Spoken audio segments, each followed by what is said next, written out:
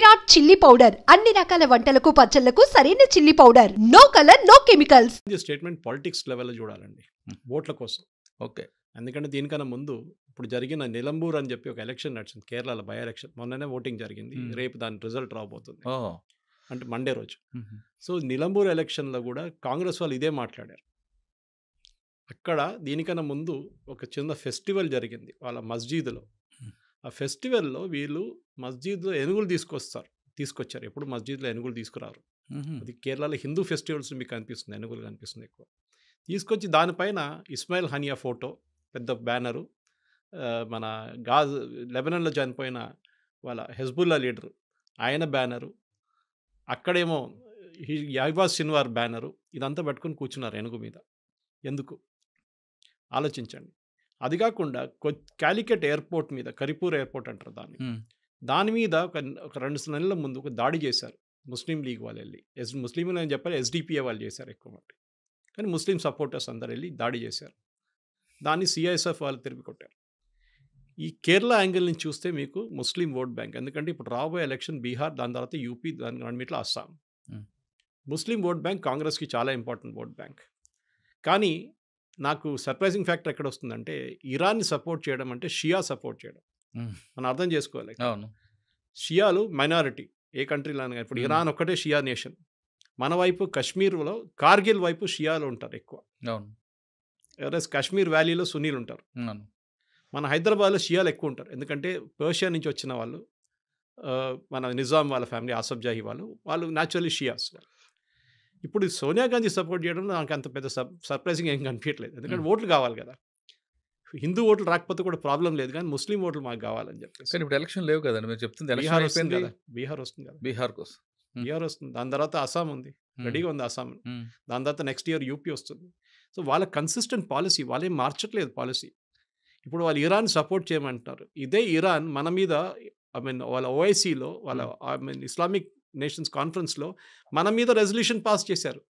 ఇదే ఖమేనీ 3 నెలల ముందు కశ్మీర్ని విడిపించాలి భారతదేశం నుంచి అని చెప్పారు. అవును, ఆలోచించండి. అవును. So why should be support ఇట్లాంటి నేషన్? మనం ఎందుకు సపోర్ట్ చేయాలి? మన మీద బాగా వ్యతిరేక, సరే ఇంటర్నల్ పాలిటిక్స్ పక్కన పెడుతూ కూడా మనకు ఒక స్ట్రాటజిక్ ఇంట్రెస్ట్ అక్కడ ఉంది. ఒకటి చాబార్ ఫోర్ట్ అని చెప్పి పెద్ద ఒక ఫోర్ట్ ఉంది ఇరాన్లో. దాంట్లో హాఫ్ ద ఫోర్ట్ మనకి ఇచ్చేశారు. ఎందుకంటే మనకి ఆఫ్ఘనిస్తాన్ ఎంటర్ కావడానికి, లేకుంటే తుర్క్మెనిస్తాన్, అజర్బైజాన్, ఆర్మీనియా ఎంటర్ కావడానికి ఈ రూట్ తీసుకోవాల్సి వస్తుంది ఇరాన్ నుంచి. పాకిస్తాన్ మనం వెళ్ళనియరు అక్కడి నుంచి. ఈవెన్ ఆఫ్ఘనిస్తాన్కి ఏమైనా ట్రక్కులు పంపించాలంటే మనం చాబార్ ఫోర్ట్ డెవలప్ చేసుకుంటే చాబార్ పోర్ట్ నుంచి మనం మన ప్రోడక్ట్స్ అంతా మూవ్ చేసుకోవచ్చు రైట్ అప్ టు రష్యా. ఆ పోర్ట్ ఇప్పుడు చాలామంది అడిగారు, నిన్న ఒక ఛానల్ డిబేట్లో అడిగారు, అప్పుడు ఆ పోర్ట్ సంగతి ఏమవుతుందండి. It's very interesting question. ఎందుకంటే ఈ రెజీమ్ పడిపోతే ఇప్పుడు వచ్చే రెజీమ్ ఎట్లా ఉంటుందో తెలియదు. ఎందుకంటే దీనికన్నా ముందు మీరు చెప్పినట్లు ఆ టైంలో 70s షా ఆఫ్ ఇరాన్ ఉండేవారు, పేర్వీ ఫ్యామిలీ. వాళ్ళు ఉన్నప్పుడు ఇరాన్ అనేది ఒక మోడర్న్ నేషన్ ఉండే. మొత్తం మీరు బెరూట్ కానివ్వండి, ఇరాన్ కానివ్వండి, ఇట్లాంటి సిరియా చూస్తే మీకు డౌట్ వస్తుంది, అది అమెరికానా, యూరోప్నా, లేకుంటే ఒక ఇస్లామిక్ నేషన్. దాని తర్వాత థియోక్రసీ మొదలైంది. మనందరికీ తెలుసు షా ఆఫ్ ఇరాన్ పడిపోయింది, దాని తర్వాత ఖొమేనీ వచ్చారు, దాని తప్పుడు ఖమ్నేనీ ఉన్నారు. ఒక చాలా ఇంట్రెస్టింగ్ కనెక్షన్ ఉంది. ఖమ్నేనీ వాళ్ళ grand father was an Indian, Barabanki నుంచి. ఓకే, ఇది చాలా మందికి తెలియదు.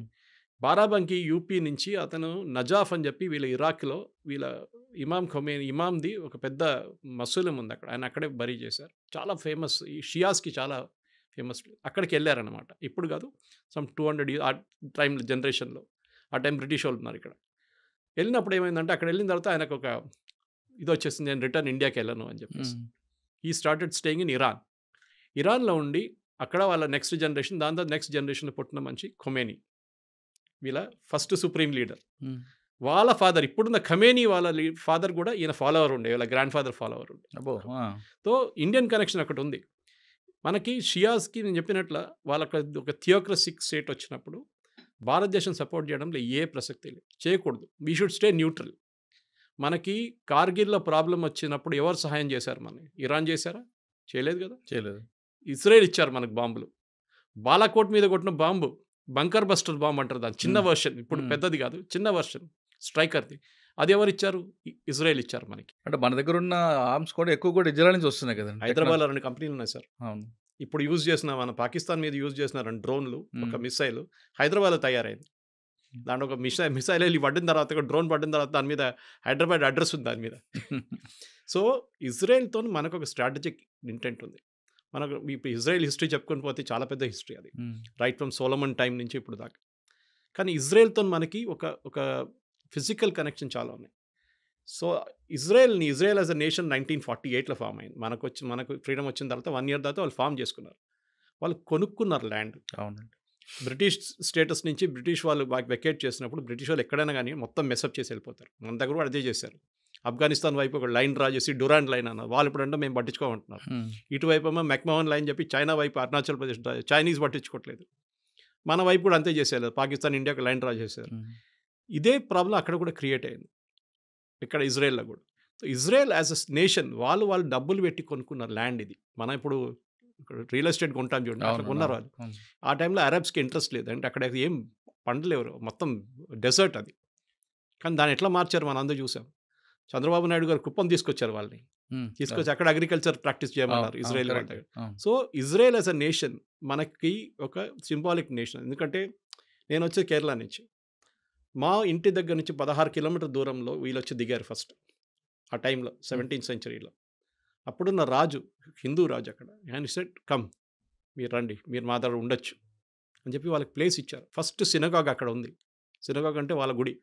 నెక్స్ట్ వాళ్ళు కొచ్చిన్కి వెళ్ళారు. మీరు కొచ్చిన్కి వెళ్తే మీకు జూ టౌన్ ఉంటుంది, అక్కడ పెద్ద సినగాగ్ ఒకటి ఉంది.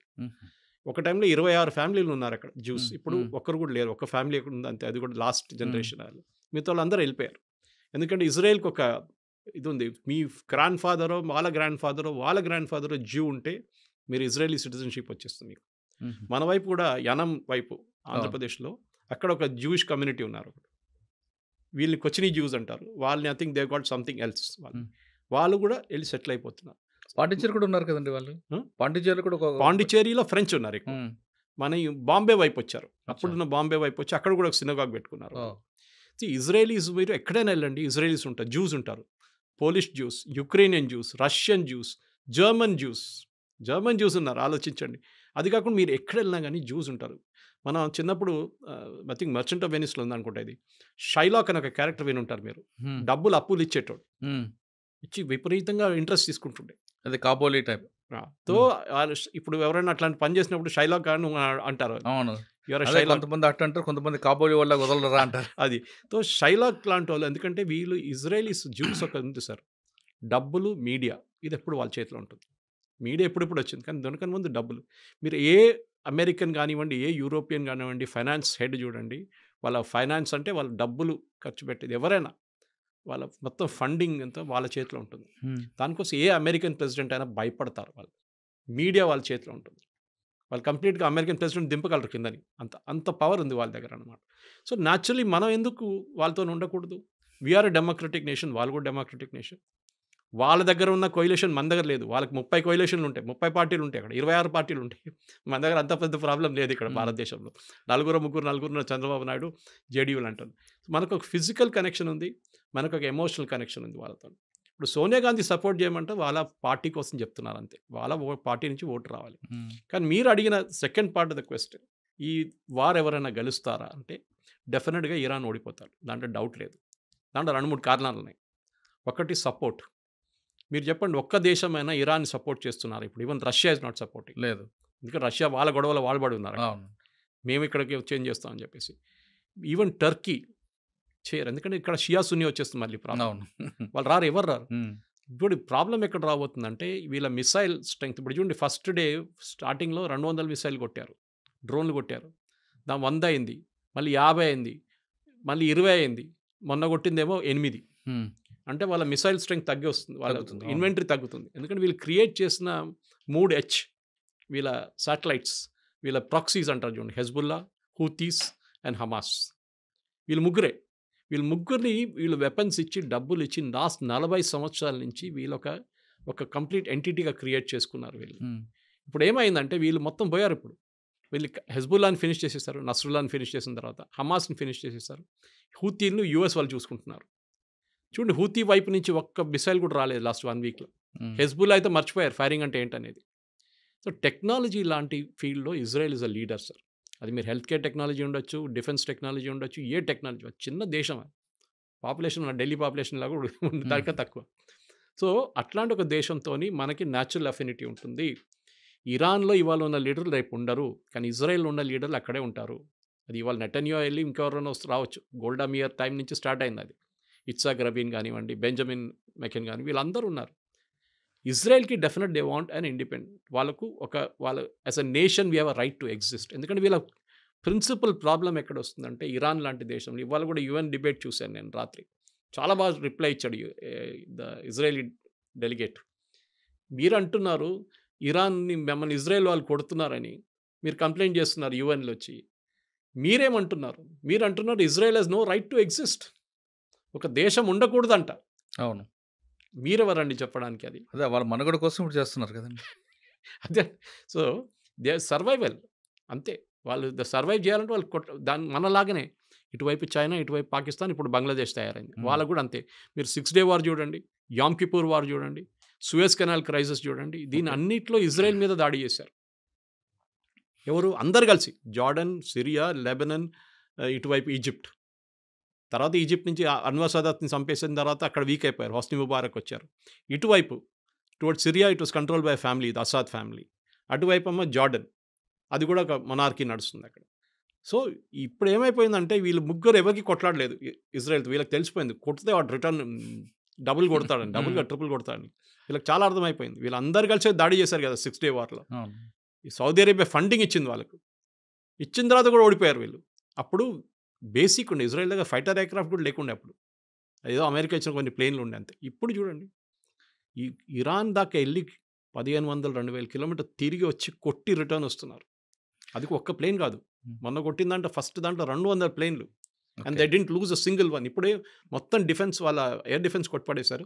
They having total dominance of the skies. అదే ఈవెన్ ట్రంప్ కూడా చెప్పారు చూడండి. సార్, ట్రంప్ పాకిస్తాన్ వైపు వెళ్ళడం, ఆయనకి లంచ్ పెట్టడం, ఆ పాకిస్తాన్ ఎయిర్ బేస్ వాడుకోవడం వెనక ఉద్దేశం ఇరాన్కి సపోర్ట్ చేయమని ఇండైరెక్ట్గా. పాకిస్తాన్ ప్రధానమంత్రి ఎవరండి? మునీర్. షాబాజ్ షరీఫ్. ఆయన ఎందుకు విలువలేదండి? అదే మునీర్ అంటే ఆర్మీ ఆఫీసర్, గతంలో ఐఏఎస్ఐ అది బ్యాక్గ్రౌండ్. హెడ్ ఆఫ్ స్టేట్ని పిలవాలి కదా. ఇప్పుడు అవును, డిన్నర్ మీరు ఎవరిని పిలుస్తారు? లంచ్ అని స్టేట్ ప్రెసిడెంట్. మీరు నరేంద్ర మోదీని పిలుస్తారా, లేకుంటే మన ఆర్మీ చీఫ్ని పిలుస్తారా? ఆర్మీ మోడీని పిలుస్తాం. అంటే ఆయన మోడీని పిలిచారు కూడా. కానీ పిలిచారు. ఇక్కడ మునీర్ అనే వ్యక్తి ఐఎస్ఐ బ్యాక్గ్రౌండ్ అన్నీ ఉన్నాయి కాబట్టి వాళ్ళు పాకిస్తాన్లో అల్లా అండ్ ఆర్మీ రూల్స్ అవును అంతే. వీళ్ళిద్దరే నడిపిస్తారు పాకిస్తాన్. అందరికి తెలుసు. ఆ రోజు కూడా క్రైసిస్ జరిగినప్పుడు మీకు గుర్తుంటుంది, జేడీ వాన్స్ మాట్లాడింది అసీం మునీర్తో. He didn't speak to Shahbaz Sharif. తర్వాత మాట్లాడంటున్నారు, అది కొంచెం ఫేస్ సేవింగ్ ఎక్సర్సైజ్. కానీ ఇండియాతో మాట్లాడినప్పుడు ఈ spoke to prime minister Modi. Correct.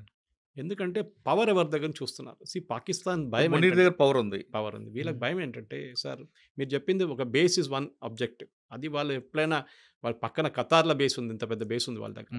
ఒక సంవత్సరానికి దాని మెయింటెనెన్స్ కాస్ట్ $6 బిలియన్. ఎవరు పే చేస్తున్నారు? ఖతార్ గవర్నమెంట్ పే చేస్తున్నారు. ఆలోచించండి. యూఎస్ బేస్ని మెయింటైన్ చేసుకొని ఖతార్, ఎందుకంటే వీళ్ళకి తెలుసు యూఎస్ ఉన్నదాకా మా మీద చేయబెట్టడు. Qatar is the foundation of terrorism, అందరికి తెలుసు. అది ముస్లిం బ్రదర్హుడ్ కానివ్వండి, అల్ఖాయిదా కానివ్వండి, ఐసిస్, అందరూ ఈవెన్ హమాస్ లీడర్స్ కూడా అక్కడే కూర్చుంటారు. కానీ వాళ్ళు ముట్టరు, యూఎస్ కూడా ముట్టరు. కానీ మన దగ్గరకు వచ్చినప్పుడు, ఈ ప్రాబ్లం వచ్చినప్పుడు పాకిస్తాన్ అసీం మునీర్ ఎందుకు పిలిపించారంటే, మెయిన్లీ వాళ్ళ దగ్గర న్యూక్లియర్ మిసైల్స్ ఉన్నాయి. ఏ న్యూక్లియర్ మిసైల్ అసెంబుల్ చేసి పెట్టరు. న్యూక్లియర్ వార్ హెడ్ సపరేట్గా ఉంటుంది, మిసైల్ సపరేట్గా ఉంటుంది. This is the delivery system. ఇది ఇక్కడి నుంచి అక్కడ కొట్టాలంటే ఇది. దాని మీద 50 కిలోలు పెట్టాలన్నా, 100 కిలోలు పెట్టాలన్నా, న్యూక్లియర్ వెపన్ పెట్టాలన్నా డిసైడ్ చేసేది లాస్ట్ మినిట్లో. మన కైరానా హిల్స్లో మనం కొట్టినప్పుడు we didn't hit the missiles. మనం ఏం చేసామంటే వాళ్ళ కేవ్ బయట కొట్టాం. వీళ్ళందరూ అండర్ గ్రౌండ్లో పెడతారు, పెద్ద కొండ కింద పెట్టుకుంటారు. ఈవెన్ ఇరాన్లో ఫైడ్రో చూడండి, నటాన్స్ చూడండి, వీళ్ళన్ని న్యూక్లియర్ ప్లాంట్స్ అన్ని. నటాన్స్లో ఒక ప్లాంట్ పైన ఉంది, మిగతా కింద ఉంది. వెరాజ్ ఇన్ ఫడ్రో the entire thing is below the 250 meter concrete barrier ఉందండి. దానికోసం బంకర్ బస్టర్ అంటున్నాం. సో అసీం మునీర్ ఎందుకు తీసుకొచ్చారంటే, బేసిక్లీ వీళ్ళ దగ్గర ఉన్న మిసైల్స్ ఎక్కడ వెళ్ళకూడదు. ఇరాన్ పోతే అల్ఖైదా వాళ్ళు, లేకుంటే ఎవరైనా తాలిబాన్ వాళ్ళు వచ్చి కొట్టి తీసుకెళ్తే న్యూక్లియర్ మిసైల్ తీసుకెళ్ళి పాకిస్తాన్ దగ్గర ఒక్కటే ఉంది ఇప్పుడు ఇస్లామిక్ నేషన్లో. ఎవరు తీసుకెళ్తారో తెలియదు. రేపు అసీం మునీర్ లేడు, ఇంకా వాళ్ళ గవర్నమెంట్ పడిపోయిందో ఏమనంటే ఆర్మీ చూసుకుంటారు, గవర్నమెంట్ ఏం చేయలేరు అక్కడ. గవర్నమెంట్ మన దగ్గర న్యూక్లియర్ బటన్ మోదీ దగ్గర ఉంది, అక్కడ న్యూక్లియర్ బటన్ ఆర్మీ చీఫ్ దగ్గర, మునీర్ దగ్గర ఉంది.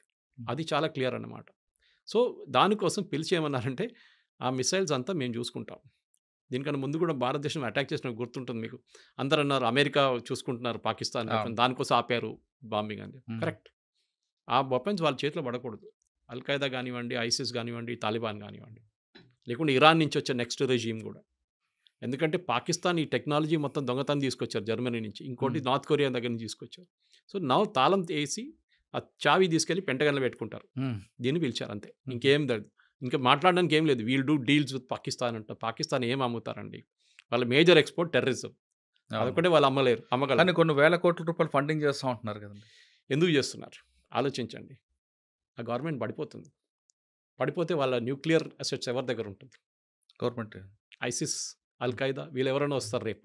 తాలిబాన్ అక్కడ తయారైనట్ల ఆఫ్ఘనిస్తాన్ ఇక్కడ ఇంకో థియోక్రసిక్ గవర్నమెంట్ వచ్చేస్తుంది. అమెరికాకి అదే భయం. దానికోసం ఇప్పుడు కాదు, ముందు నుంచే సోవియట్ యూనియన్ ఉన్నప్పటి నుంచి సపోర్ట్ చేస్తుంది దానికే వాళ్ళు. ఎందుకంటే ఎట్లయినా వీళ్ళ దగ్గర ఉన్న ఈ అసెట్స్ ఎక్కడ ఈ ఇస్లామిక్ టెర్రరిస్ట్ దగ్గర వెళ్ళకూడదు.